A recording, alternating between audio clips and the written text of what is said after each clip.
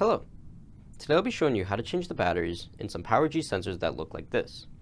Now there's a lot of PowerG sensors that have this similar model type, such as the PowerG 9945 and the PowerG 9309 wireless door and window contacts, the PowerG 9905 temperature detector, and the PowerG 9985 wireless flood detector.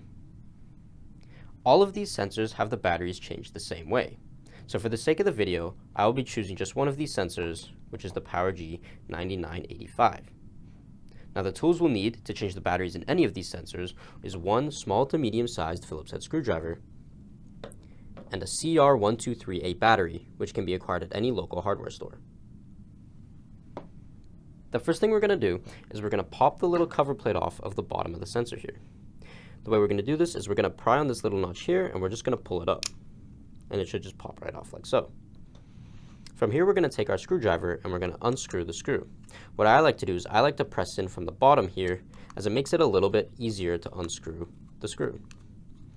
Once it starts spinning around, we know that the screw has been unscrewed, and we can then let go and the cover plate will pop right off like so. From here we can then access the battery. All we're going to do is we're going to remove the battery, making sure we're careful of the tamper here that we do not break or remove this little spring. And then we're going to replace the battery with this new one.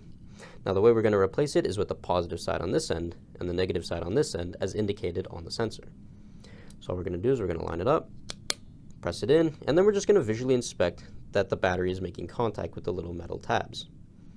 Once we're sure that the battery is secured and making contact, all we're going to do is we're going to take our cover again. We're going to line up these teeth with these teeth here, the little notches first. And then we're just going to fold it back into place like so, almost like we're springing it back in. From here, we're going to press in on the bottom again like so, so it sits flush, and then we're going to screw in the screw.